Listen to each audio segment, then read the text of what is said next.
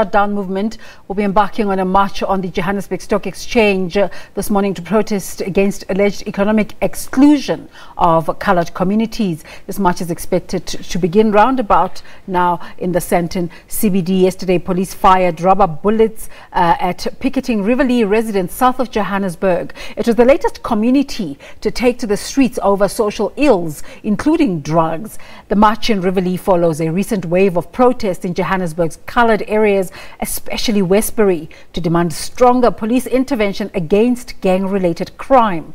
The Gauteng Shutdown Coordinating Committee's main demands is for coloured communities to be included in all socio-economic activities of the country. They've also vowed to march to the Premier's office on Friday in what is being dubbed Bloody Friday.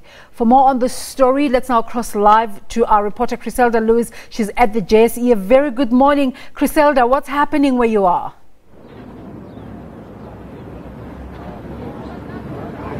Well, Desiree, a very good morning to you. Well, there had been an expectation this morning that various members of the coloured communities, over 10 coloured communities, would march here to the JSE in Sandton, Johannesburg. But we're hearing from the leadership of the Gauteng Shutdown Coordinating Committee that it's just the leadership of those various communities, one person representing each of the coloured communities, who will come and make their voices heard here at the JSE. So the expectation that there would have been busloads of people coming here certainly doesn't seem to be the case. But what the leadership of the Gauteng Shutdown Coordinating Committee says is it will go ahead and try and make its voice heard about what it says is the coloured community's exclusion from the economy of this country. Joining me now is Anthony Williams, who is one of the leaders of the committee itself. Anthony, thank you very much for your time this morning. We do see that there is a police presence here, but talk to us a bit about what message you want to send here at the JSE this morning.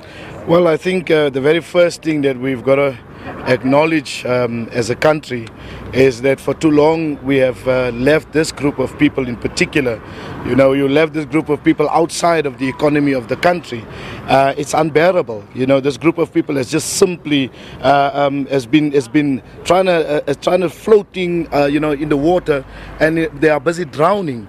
And this is our way of coming to knock on the door at this given time. We're just knocking on the door of the JSE, and that's the reason why we didn't come with the communities, because this is in what we call an initial engagement with the JSE. If nobody's going to give ear to what we are going to put out here as what we call a notice letter, because that's what we're giving them today, the JSE and all those companies who are listed on the JSE. If they don't respond to us within 7 days, we will begin to cut what we call the economic blood flow of these organizations. We'll begin to punish them for what they have been doing to us for so many years. But how possible is that? I mean, you've had many political parties and various members of society who've marched to the JSE over similar concerns, but nothing really has happened. How do you plan to drive this message of yours through?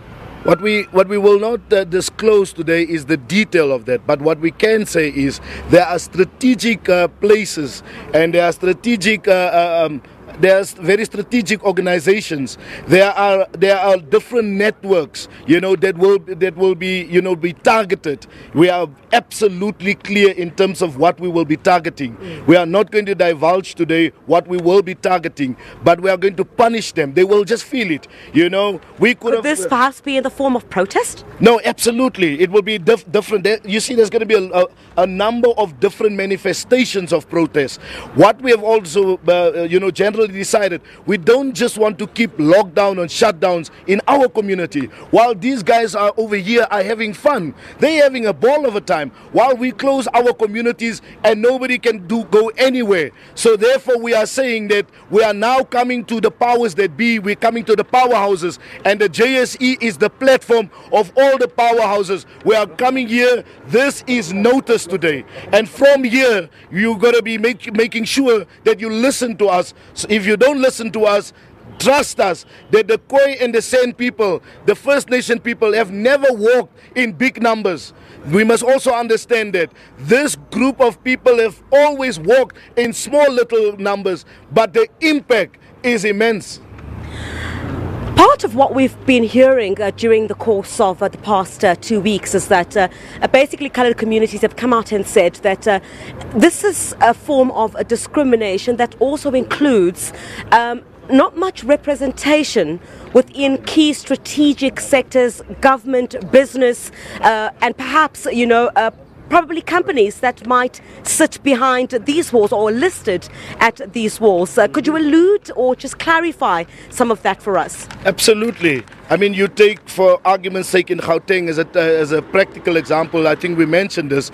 There are 7 economic hubs in Gauteng, and not one of them are in the former so-called coloured areas. Nothing. There's absolutely nothing, in these communities. You take strategic positions in government. I mean, the president, when he announced, he didn't announce one person that is from our community in his new cabinet. Now, this clearly tells us that there is a program of exclusion, and we cannot sit around here and accept that. It's absolutely unacceptable.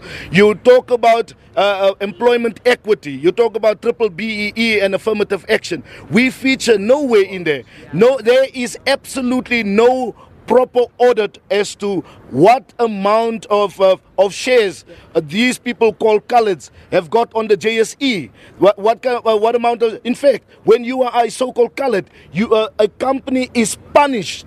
They don't get the necessary score as in a so-called black person. So we need to address those issues. These are very, very, very serious issues, and they want us to sit around here and smile. We're not going to smile anymore. We are only registering today that we are here. This is a notice, and after this, all hell is going to break loose.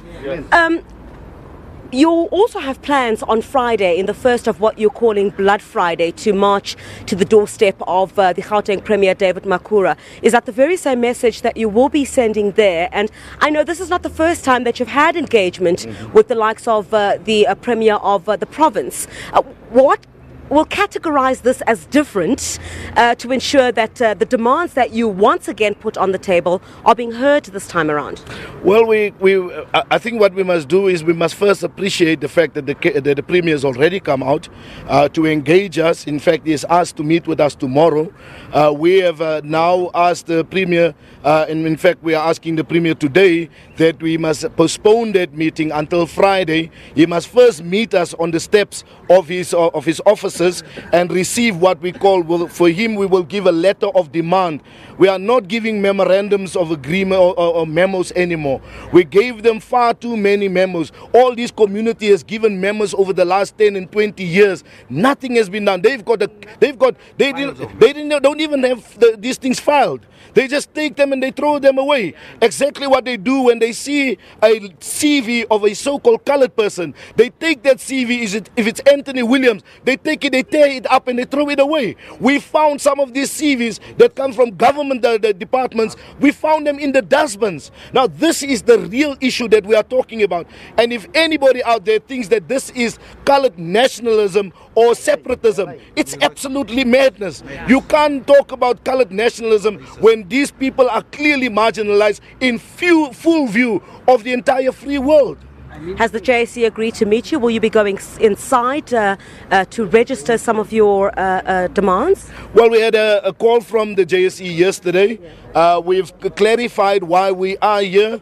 So there is an undertaking that we have asked them to give us the most senior officials of the JSE. So that's what we're about to do, is to just read out the notice letter that we have here, get them to sign it. We're giving them 7 days, and they must also give it over to all the listed companies here. You see, it is just unethical to do business in South Africa without checking how many of the local people, not only even exclusively those called coloureds, but how many of the local people in South Africa are benefiting from the economy and from the investments and economic activity.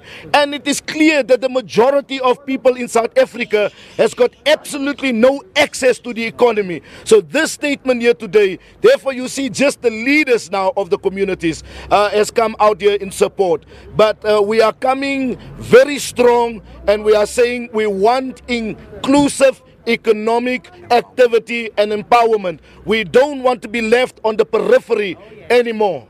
Anthony Williams, one of the leaders of the Gauteng Shutdown Committee, who's here at the JSE, saying they're going to go inside in the next few moments and give that notice, saying that this is just part of the phases that they will embark on in trying to get their message clear to government and others within the economy in South Africa. But of course, Friday, there'll be that Blood Friday where they march on the doorstep of the Gauteng Premier, David Makura.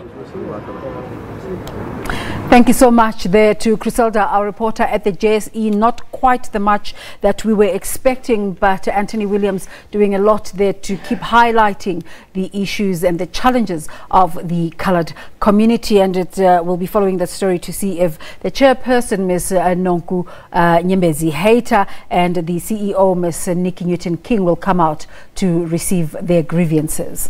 Now, the